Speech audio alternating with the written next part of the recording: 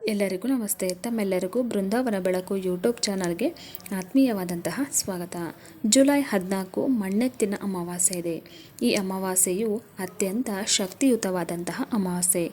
ಈ ದಿನ ಈ ಒಂದು ಚಿಕ್ಕ ಪರಿಹಾರವನ್ನು ಮಾಡಿಕೊಳ್ಳಿ. ಇದರಿಂದ ಗೃಹದೋಷ, ಪಿತೃದೋಷ, ದೃಷ್ಟಿದೋಷಗಳು ಹಾಗೆ ನರದೃಷ್ಟಿದೋಷ ಎಲ್ಲವನ್ನು ಸಹ ಪರಿಹರಿಸಿಕೊಳ್ಳುವಂಥ ಶಕ್ತಿ ಈ ಒಂದು ಪರಿಹಾರಕ್ಕಿದೆ. ಆ ಒಂದು ಚಿಕ್ಕ ವಸ್ತುವನ್ನು ನೀವು ತೆಗೆದುಕೊಂಡು ಈ ಒಂದು ಪರಿಹಾರವನ್ನು ಮಾಡಿಕೊಂಡ್ರೆ ನಿಮ್ಮ ಜೀವನದಲ್ಲಿ ಏಳಿಗೆಯನ್ನು ನೀವು ಹೊಂದುವುದಕ್ಕೆ ಸಾಧ್ಯ. ಅದೇ ಆ ವಸ್ತುವೇ ಆಲೋವೆರಾ ಗಿಡ. ಈ ಒಂದು ಆಲೋವೆರಾ ಗಿಡ ಯಾವ ಮನೆಯಲ್ಲಿ ಇರುತ್ತದೆಯೋ ಅಂತಹ ಮನೆಯಲ್ಲಿ ಯಾವುದೇ ದೋಷಗಳು ಸಹ ಸುಳಿಯುವುದಿಲ್ಲ. ಮುಖ್ಯವಾಗಿ ಎಂತಹದೇ ಕೆಟ್ಟ ಕಣ್ಣು ಕೂಡ ಬಿದ್ದರೂ ಆ ಮನೆಗೆ ತಾಗುವುದಿಲ್ಲ. ಆಲೋವೆರಾದಲ್ಲಿ ಲಕ್ಷ್ಮಿ, ಸರಸ್ವತಿ, ದುರ್ಗಾದೇವಿ ಒಟ್ಟಿಗೆ ಇರುವಂತಹ ಗಿಡ. ಈ ಆಲೋವೆರಾವನ್ನು ನಾನಾ ಪ್ರಕಾರ ಬೆಳೆಸ್ತಾರೆ. ಅಂದರೆ ಆರೋಗ್ಯ, ತ್ವಚೆಯ ಕಾಂತಿ ಹಾಗೆ ಔಷಧ ತಯಾರಿಕೆಗೆ ಕೂಡ ಇದನ್ನು ಬಳಸ್ತಾರೆ. ಹಾಗೆ ಇದನ್ನು ಕೆಟ್ಟ ದೋಷ ಮತ್ತು ಮನೆಯಲ್ಲಿನ ನಕಾರಾತ್ಮಕ ಶಕ್ತಿಗಳನ್ನು ಹೋಗಲಾಡಿಸೋದಕ್ಕೆ ಸಹ ಉಪಯೋಗ ಮಾಡ್ತಾರೆ.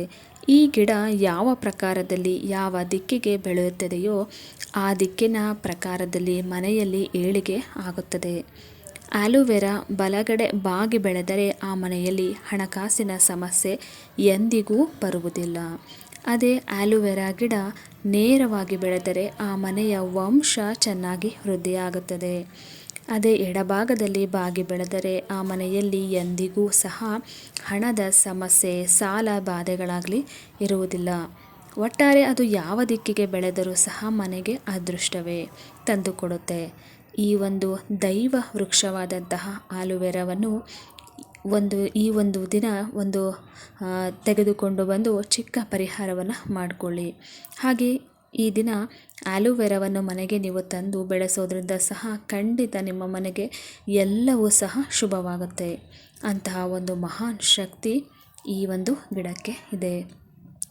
ಈ ಗಿಡವನ್ನು ನೆಡುವ ಮೊದಲು ಒಂದು ನಾಣ್ಯವನ್ನು ಹಾಕಿ ನೋಡುವುದರಿಂದ ಮನೆಯಲ್ಲಿ ಲಕ್ಷ್ಮಿಯ ಅನುಗ್ರಹವಾಗುತ್ತೆ, ಧನ ಪ್ರಾಪ್ತಿ ಯೋಗ ಬರುತ್ತದೆ.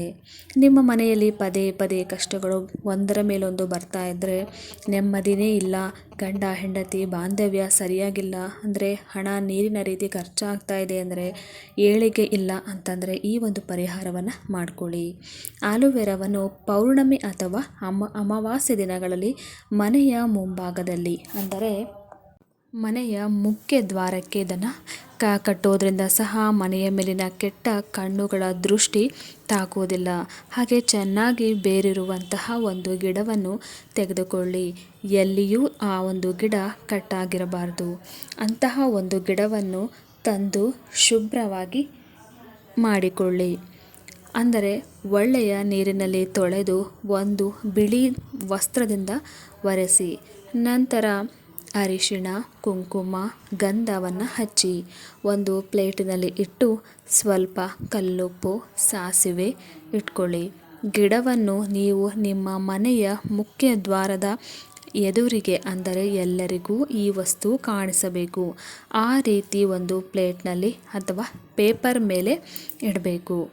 1 ಅಥವಾ 3 ವಾರ ಕಾಲ ನೀವು ಹಾಗೆ ಅದನ್ನು ಬಿಡಿ. ಅದರ ಕಡೆ ಹೋಗಲೇಬೇಡಿ. ಮಕ್ಕಳು ಇರುವಂಥವರು ಮಕ್ಕಳ ಕೈಗೆ ಸಿಗದಂತೆ ನೋಡಿಕೊಳ್ಳಿ. ಸ್ವಲ್ಪ ಎತ್ತರದಲ್ಲಿ ಎಲ್ಲರಿಗೂ ಕಾಣುವ ಥರ ಈ ಒಂದು ಗಿಡವನ್ನು ಮನೆಯ ಮುಖ್ಯ ದ್ವಾರದ ಅಂದರೆ ಪ್ರವೇಶ ಕೋಣೆಯ ಒಳಗೆ ಇಡಬೇಕು. ಇದರಿಂದ ಮನೆಯಲ್ಲಿ ಎಂತಹ ಕೆಟ್ಟ ಶಕ್ತಿಗಳು, ನಿಮಗೆ ಯಾರಾದರೂ ಬಂದು ಜಗಳ ಮಾಡ್ತಾ ಇದ್ದಲ್ಲಿ, ಅಕ್ಕಪಕ್ಕದವರು ಸಮಸ್ಯೆ ಮಾಡ್ತಾ ಇದ್ದರೆ ಈ ಒಂದು ಪರಿಹಾರವನ್ನು ಮಾಡಿ ನೋಡಿ. ಅದ್ಭುತವಾಗಿ ಕೆಲಸವನ್ನು ಮಾಡುತ್ತೆ. ನಿಮ್ಮ ಮನೆಗೆ ಬರುವಂತಹ ಕೆಟ್ಟ ದೃಷ್ಟಿ ಈ ಒಂದು ಆಲೋವೆರಾ ಗಿಡ ಹಿಡಿದಿಟ್ಟುಕೊಳ್ಳುತ್ತೆ. ಅದರ ಜೊತೆ ಅರಿಶಿನ ಕುಂಕುಮವನ್ನು ಕೂಡ ಹಾಗೆ ಇಡಬೇಕು. ಈ ರೀತಿ 3 ವಾರಗಳ ಕಾಲ ಇಟ್ಟು ನಂತರ ಅದನ್ನು ಹರಿಯುವ ನೀರಿನಲ್ಲಿ ಹಾಕಬೇಕು. ಇದರಿಂದ ಯಾವುದೇ ಶಾಪ, ದೃಷ್ಟಿ, ದೋಷ ಕೂಡ ತಾಕುವುದಿಲ್ಲ.